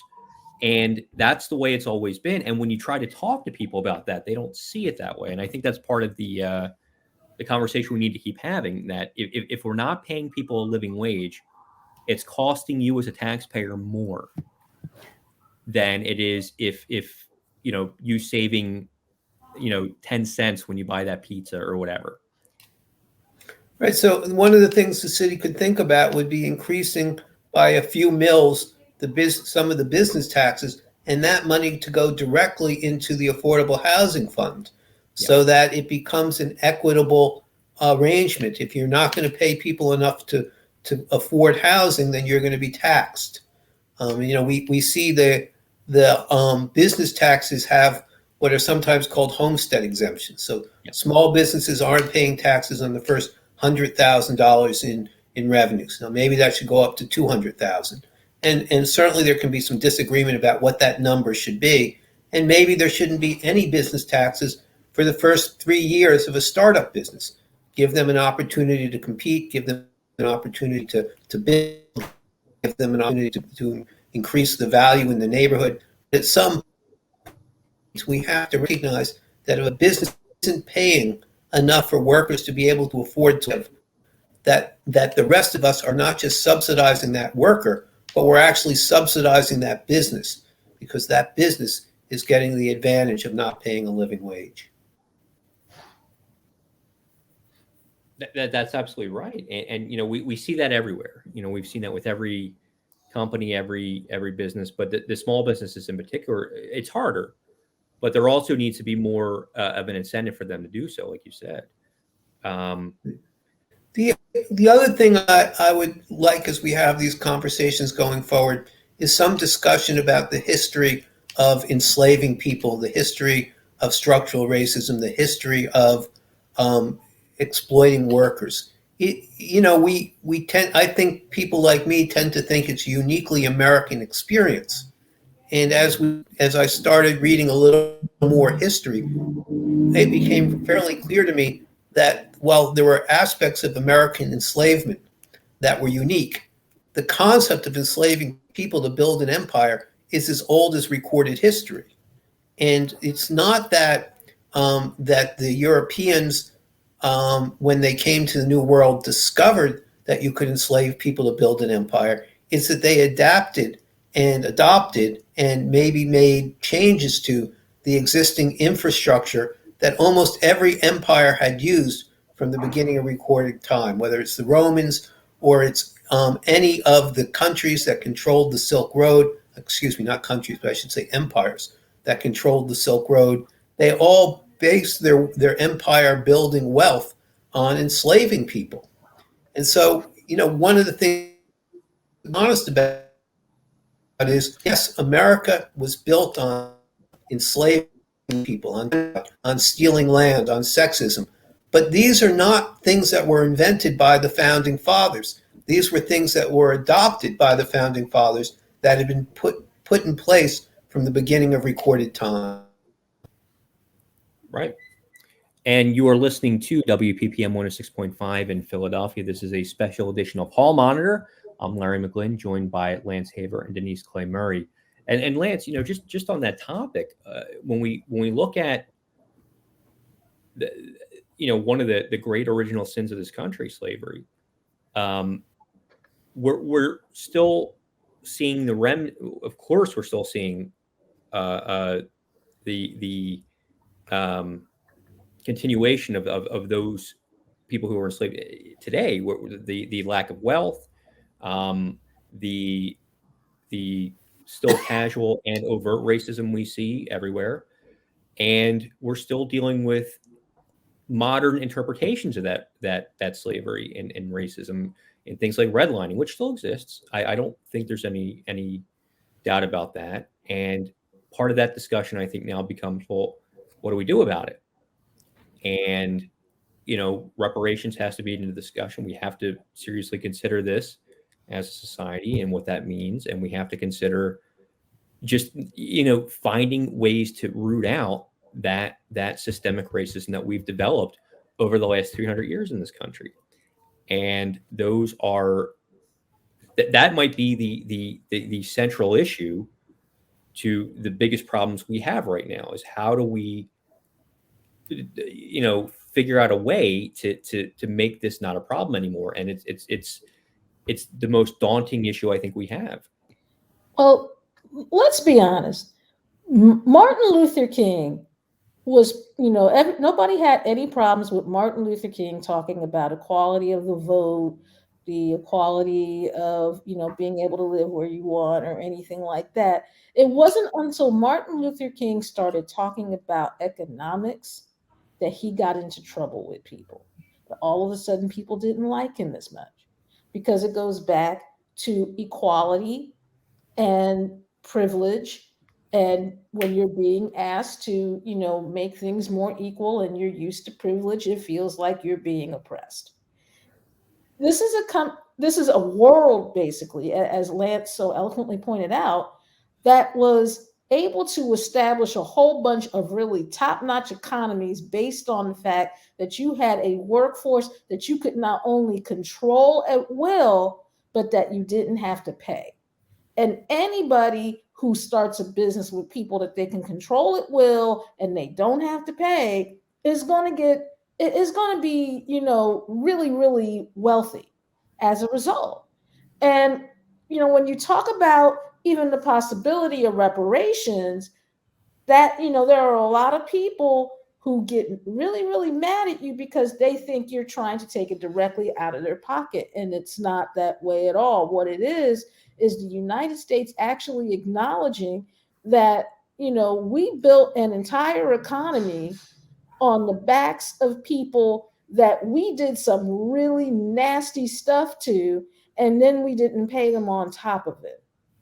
And I understand that the money that you would have to put into reparations to fully compensate the people who were enslaved, and I'm not just talking about Black people, although Black people would get the bulk of that. You've got Native Americans that were enslaved. You have Asians that were enslaved. You have Latinos that were enslaved. You have all of these people who were enslaved in some way, shape, or form to make the American economy what it is today.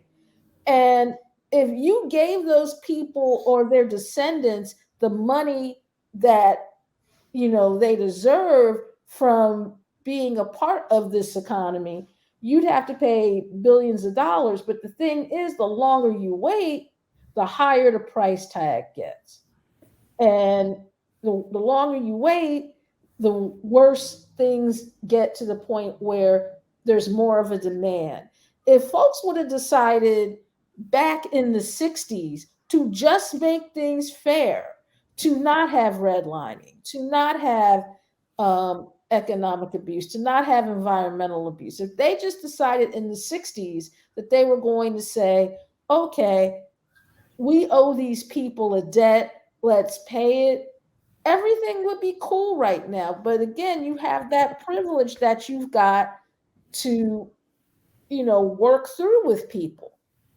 And a lot of those people control the governmental purse strings and think that it's okay that you have nothing while they have everything.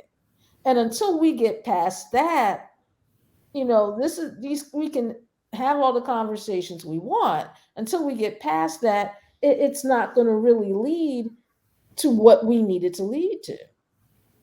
And just on the topic of reparations, one of the things I would encourage our listeners to take a look at, I've had him on the People Powered News Show a couple of times, the Uhuru Solidarity Movement, and how they are looking at reparations and some of the projects they're undertaking. It's probably too long of a story to get into here at the moment, but it's a really interesting idea. And one of the things that they do, when I've had them on the show, I'm interviewing white people. And you would think, well, how does that work? But the idea there is, if you're going to get any progress on reparations, you need white people to buy in. Mm-hmm. And part of that, and I have people in my family who I would not say are racist at all, but they'll say, well, why are we doing reparations? What sense does that make? We're Irish people. We were treated very well. We weren't slaves. There's a difference there. And I think people have their own view of the world, and it's very hard to see things from another viewpoint sometimes and to really understand. So what Uhuru is doing, part of what they're doing is being able to have those conversations and try to bring other people who maybe don't have that viewpoint on board. And they've had some success with it. They've made some progress. So I'm very optimistic long term that there are things that can be done on the reparations front and just in general being able to create more equity. We hear a lot of talk about it, though, especially at the higher ends of politics, and I don't know that we see a lot of movement. But any movement we are seeing, I think, is coming from people on the ground. You're right about that. You're right about that, because the late John Conyers introduced the reparations bill in Congress a whole bunch of times, and it never went anywhere. No. I do think how we talk about reparations, and I believe that they are, of course, owed. But I do believe the way that we talk about it becomes critical, because the more we say, I owe, rather than the wealth of the nation is owed, becomes easier for me to agree to than it is if I somehow feel like I'm being accused.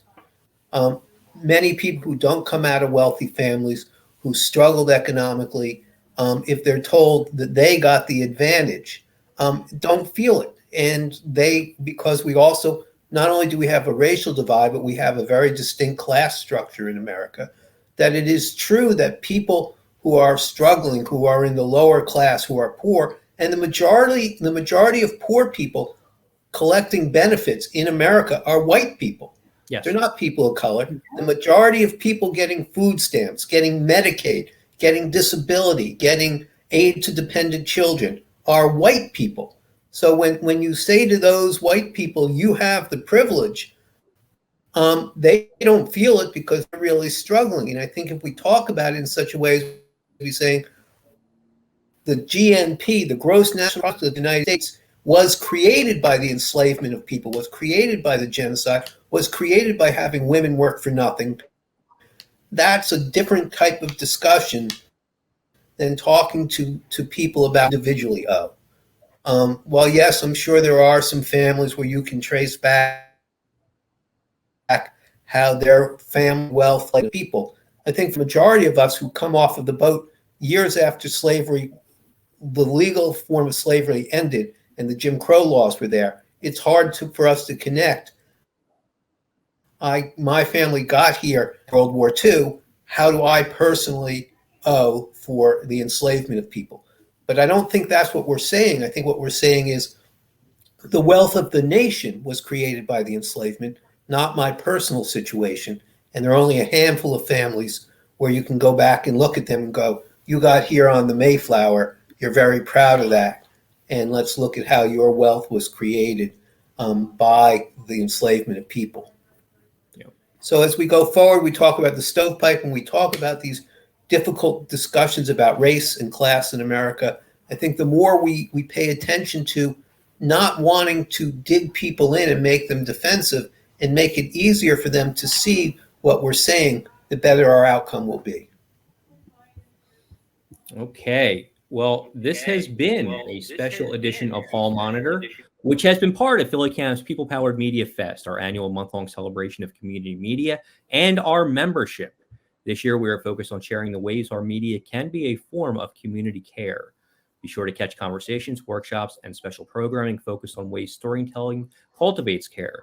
Tune in to be part of the fest on cable, radio, and online. For more information, you can visit ppmfest.org. Lance Haver, Denise-Clay Murray, I'm Larry McGlynn. Thank you both so much for being here and being part of this discussion. Thank you to our listeners. Thank you to Allison on the other side. And we will be back next week with another edition of Hall Monitor. Get ready. Philly Cam is back with People Power Media Fest throughout the month of October. This year, we want to show community media as community care. Join us as we celebrate Indigenous Peoples Day, Free Speech Week, our TV and radio anniversaries, Media Literacy Week, and so much more. Philly Cam is bringing you a month of community programming featuring special workshops and panel discussions on cable, radio, and online.